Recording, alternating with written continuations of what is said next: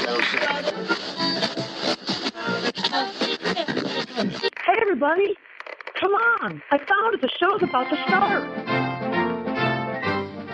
I'm Rod Harder, and he's Vinny Dappio, and you're listening to the Specialty Marketing Consultants Profit Lab podcast.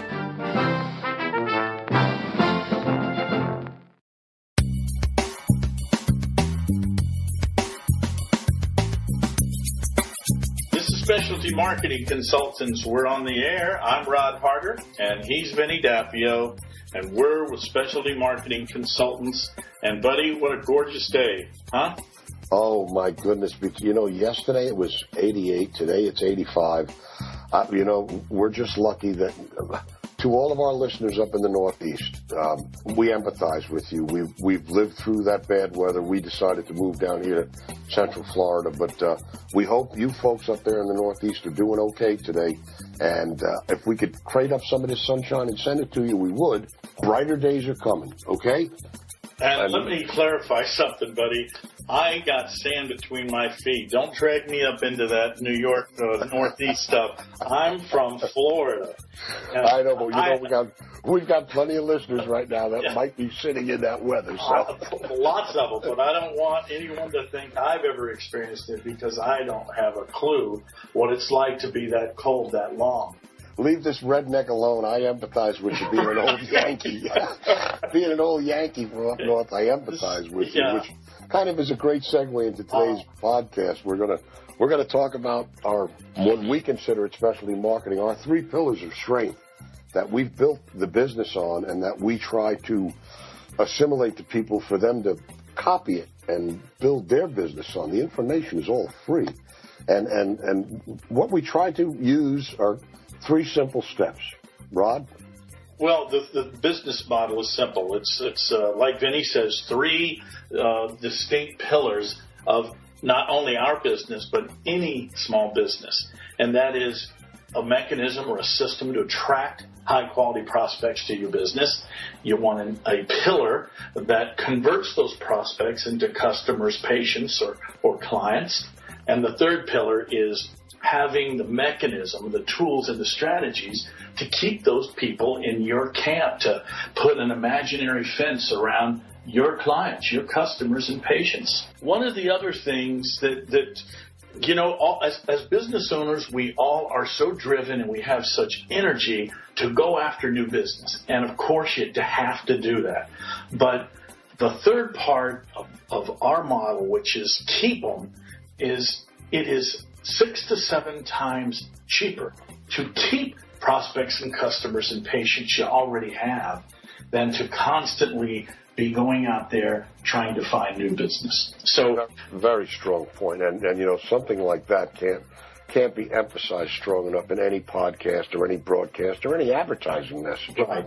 I think what we're trying to, not that you want to make it so simple, but basically, right now, the majority of business owners look at their marketing as one thing, marketing. We've taken it and broken it down into 3 distinct areas.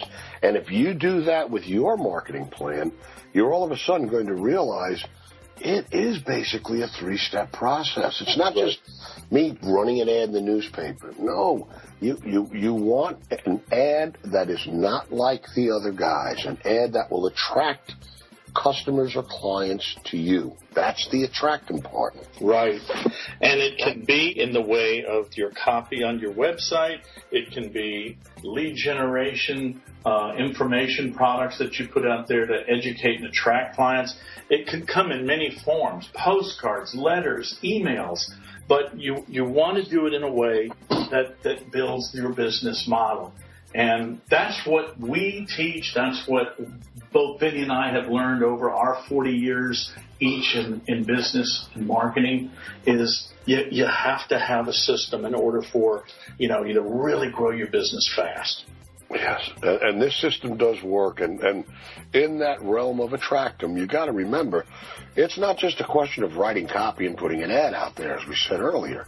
You've got to put something in there that's a hook, that hits in between the eyes. And here's why it works. You see it every day when you pick up a newspaper. What's the first thing you look at? the headline. And what does that do? It attracts you to go deeper into that paper and read the story. That's an attractum. You want something in your advertising that does exactly that. It hits them right between the eyes with a good hook that's going to make them look through everything. And one of the mistakes that I know I made early on, and a lot of business owners that I consult with, they want to cast, as you say, Vinny, that big net and almost treat everybody as their prospect or customer or their prospective prospect or customer.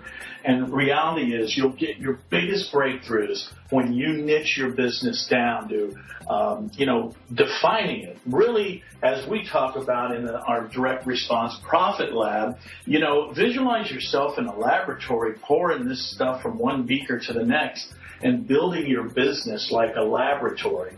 But you've got to go in and really analyze your best ideal prospect. And once you know who they are, you can build lead generation systems that match your business directly to that type of prospect.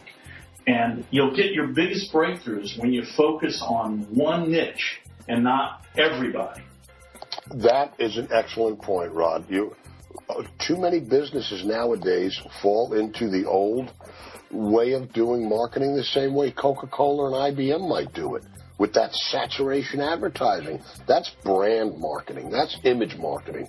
They have huge bank accounts. Yeah. They can afford to spend $3 million a month on these ads and just saturating everybody in the state. Right. They may only grab 1 or 2% of the people, but God, they cast such a huge net. They have to snag something. One of the most common problems I see small businesses do is they try to emulate big corporations. And as Dan Kennedy calls them, big dumb companies.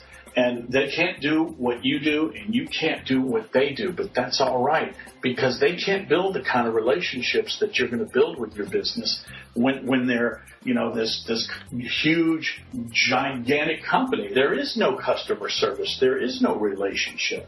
So, and most of you listening know that those big companies killed that portion of business years ago. Right. When they started farming everything out, and you're lucky if you could find someone on the phone to even answer it. You end up with a computer prompt now, and what does that do to people? It turns them off. When I was in retail, the biggest secret I learned, Rod, what made me successful, was I learned the hard way. A customer buys a product so much easier than you having to sell it to them. Right. And since everybody listening to this is in some sort of sales or marketing or owns a company, you know exactly what Vinny is saying, and we've all made that mistake. You go out there and you pitch your product. It's just in our blood.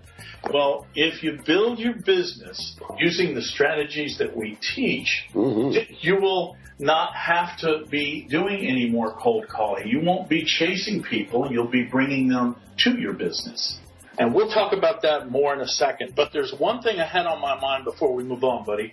Yeah. That is a lot of mistakes that I see small business owners make when I consult with them is they'll come to me all excited about something they put together, and they've done the whole thing in one step. In other words, they want to go from actually meeting somebody to going to the altar in one fell swoop. You can't do that effectively. You have to take small steps. And you start out by putting something in front of them that compels your ideal prospect to just take that first step. And you define what that first step is, but usually it's for them to go get a free report or get some valuable information from you. We're working with a client right now where her first step is to get an opportunity to sit down in front of her prospects in their office. So the paradigm of the letter we put together for her is a little different than it would be if you're selling a high-ticket item where you have to build trust over time. She's trying to get in front of them. There are other occasions where you're trying to build leads and have a relationship, and then slowly those people, their trust goes up in you and their resistance goes down, and by the time they're ready to buy, you've educated them and you've built a rapport, and that sales process almost fades away. And Well, what you've just done is segued us perfectly into the conversion portion of your marketing plan. You've now converted them to being one of your customers or buying your product or using your services. exactly. And Ties together. It's a natural order, folks. It's a natural order. it really is, and I will speak from my own experience. When I first started learning about this 16 years ago, I was completely lost because I worked for a major airline. I worked for Delta Airlines my whole life in marketing and advertising. And, you know, we were taught one way, but when I got out on my own, I thought I'd use those same strategies as a small business owner. And that's like a rabbit behaving like a lion. You're just going to get eaten. It doesn't work that way. Every dollar you and I spend as small business owners, we need to track back to $2 that we make tomorrow or $10 we make tomorrow.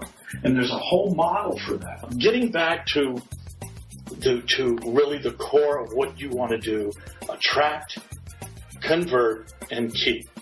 Part of the conversion process, a lot of folks might be wondering at this point, well, you know, when you talk about attract them and convert them, I still have to use money to advertise, or I still have to spend money on postage. Well, you know what? If you could if this is a brand new thing for you, like Rod said, I was there with him. That's where Rod and our friendship started 28 years ago, back when both of us were marketing and selling for Delta. And when I first got turned on to this whole idea of direct response marketing and all that, I was skeptical also. Until I realized, well, of course everybody is, because it's something new. You know, people are used to doing it. If you're riding a bicycle for 30 years and all of a sudden someone hands you a unicycle, Right. whoa. Right. So when my eyes finally opened up to it, one thing that I realized, see, I'm always on the hard sell closing end guy. There's a way to do this without it costing you a lot of money. This type of marketing gives you the advantage. It allows you to take a select demographic, if you like. You don't have to go to every, let's say, painters. Let's say you're a paintbrush company or a paint supply company, and you want to attract painters, so you're going to run an ad in the painting magazine or something. Take this little attract them, convert them, and keep them scenario. Learn the ways of direct response marketing and just pick out 100 painters in your county and try with them. That's only a 100-piece mailer now instead of a 1,000-piece mailer. And if you get 3 responses from it, which would be very good, if you mailed out 1,000, you'd probably get 30 responses. And 10,000 would be 300 responses. But you don't necessarily have to throw that huge net initially. You could try the system out for a lot less. Everybody questions, like Vinny says, something that's new. But marketers around the world who use direct response marketing, and regardless of what industry they're in, what niche they're in, you know, they all call it the 8th wonder of the world. Because what happens when you put your words in print and you do it right, and you target the right audience with the right message, using the right medium, what you've done is multiplied yourself hundreds of times. Sometimes thousands or tens of thousands of times, like some companies do. Well, we worked with a company a couple of weeks ago, buddy. They were sending out 100,000 pieces of mail. Now, that's not, baby food. That's a serious investment. Imagine how many good salespeople a company would have to have in order to reach 1,000 people, or 100,000 in this case. So it becomes your master salesperson in print. And today, with the convenience and ease of using free videos on YouTube and your own websites, the cost of doing these things is very inexpensive. In many cases, it's free. I was just going to say, you know how many places there are out there that'll allow you to basically advertise for free? Exactly. Yeah, we just wrote an article this month in our newsletter about all the different ways that you can get your message out to your audience. And it can be for free. You don't have to. You can have your own YouTube channel and film a 30-second YouTube commercial or tip or strategy a day for a month. And heck, you can have 30 little messages, each one with a different title. That's an episode for another time because there's tremendous value in YouTube. I was just going to say, hey, Captain Obvious, what are we doing right now? Exactly. You're listening to this podcast, and it didn't cost us a dime to put it up. That's right. As you think about what your marketing message might be, you're thinking, okay, I have an idea, I have a product or service. I want to get it out to people. So one of the most effective ways is to have a lead generation system. And we have podcasts dedicated to this whole subject. But I want to just touch on this for a minute. The power in putting something out there that's attractive to your ideal prospect. And then when you get them to request what you have a dialogue with them where you continue to build trust and their resistance in you goes down, because you can't sell a high-ticket item usually on the first visit. Buddy, you sold boats at one point in your life. How hard is it? How hard is it for somebody to walk on a lot and walk off the lot knowing they just invested in a $30,000 or $50,000 boat? You just, again, brought up something that hopefully the people that are listening to this that are business owners know the difference between if they're selling a want item or a need item. That's basic sales 101. Well, trust me when I tell you, a boat is a want item. Well, sure it is. And that's not an easy sell, but you find a way to make people buy it. But if you bought a small lead generation ad and put it in some local or regional publication where people go look for new and used boats, and the headline said, before you even think about buying a boat, get this free report for the 5 critical pieces of information that the industry doesn't want you to know. Now, you imagine putting something like that in there that is completely different than every other ad in that magazine or publication. But here you are warning people before they invest a nickel to read this valuable free report. And what makes that a great hook, Rod, it has nothing to do with the product. It's all about the customer. This is for you, and I want you to have this valuable item for free. Yeah, it's in other words, you set your lead generation system up to where you're no longer the salesperson. You're providing advice. So you put that free report out there, and that's the big separator, because you're no longer a salesperson. You're an educator. You're a problem solver. You're the person that's going to give them advice. And then as they get comfortable with you, you're going to have people walk on the lot that walk on and say, may I speak to Vinny, please? Mm-hmm. Because they feel like they know you through your copy. Right. So you go. What do you always use? You always say you went from being a pest to a guest. That's right, from a pest to a welcome guest. So ask yourself, as you're thinking about this, listening to us, and you're preparing either your first marketing campaign or your 100th, what would I offer if I only got paid when the client had a great, incredible result? So you have to set your business model up to where whatever you're doing, whatever you're offering, and whatever your offer is that's going to get people to do business with you, what's going to give them a sense of joy that exceeds what their expectations were.